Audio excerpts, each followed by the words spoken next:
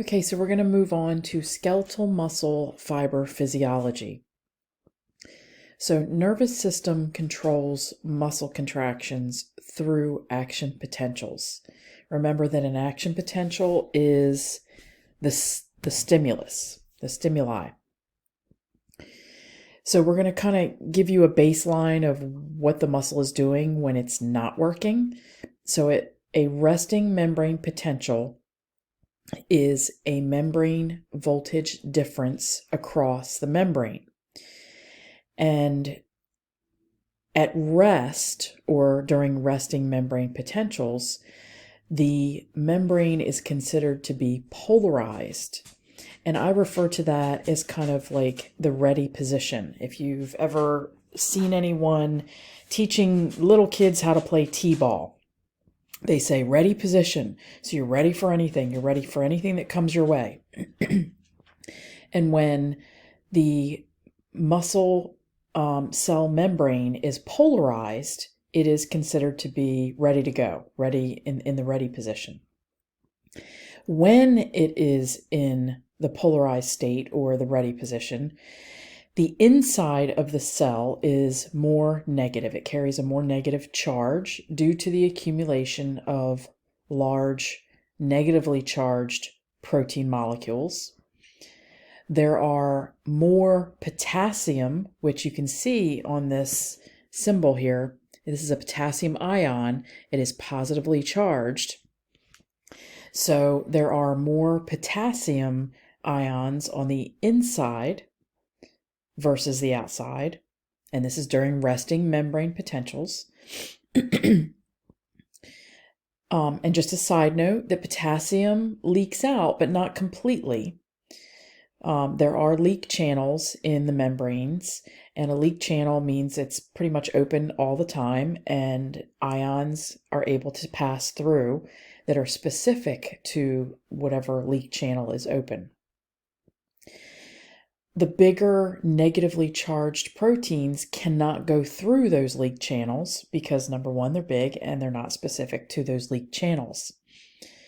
So outside of the cell is more positive, and there's more sodium ions, positively charged sodium ions on the outside. So at rest, the skeletal muscle membrane has more potassium ions on the inside, more sodium ions on the outside, and the inside of the cell is more negative, and the outside of the cell is more positive. In addition to that, or to help maintain that, I should say, the sodium-potassium pump works constantly in the background, kind of like the tortoise and the hare. So, meaning there are some things that happen along the skeletal muscle membrane that happen very quickly, and there are other things that are tried and true and just keep going in the background slowly but consistently. And the slow and consistent thing that happens is the sodium-potassium pump, maintaining the higher potassium on the inside and the higher sodium on the outside. So all of this is accurate. All these statements are accurate when we talk about resting membrane potentials. So this is an image of what resting membrane potential is. And on a side note, and we're going to talk about this, and I think our book has a little various description as far as the actual numbers associated with the charge, the voltage. And on average, the voltage, the average voltage of a resting membrane for skeletal muscle is around -70 millivolts. Now, our book, I believe, I think it says -80. So it's somewhere around -70, -80 millivolts. And obviously that depends on the person, the specific muscle we're looking at. There's a lot of things that go in to these numbers.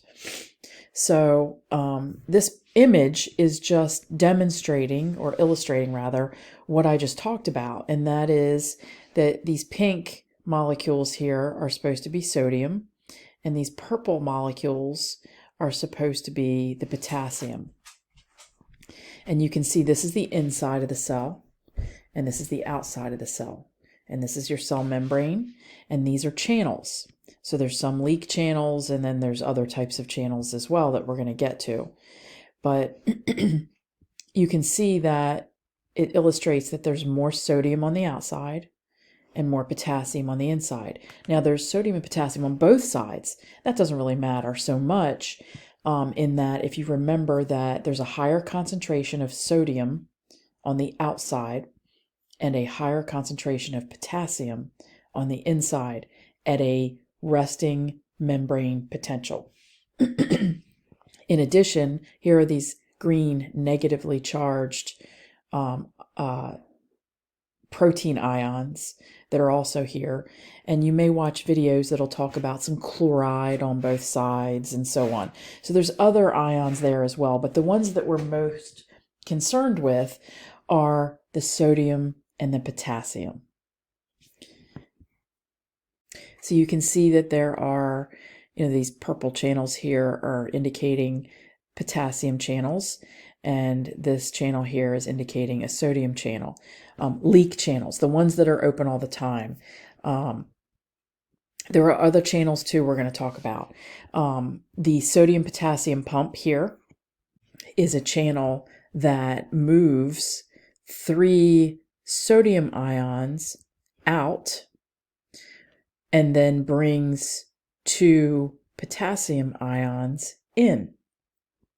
And this helps to maintain this negative 70 millivolt charge, and also to maintain a greater percentage of sodium being on the outside and potassium being on the inside. So the sodium-potassium pump is pivotal, is super important, it's vital in maintaining the resting membrane potential for the muscle cell membrane.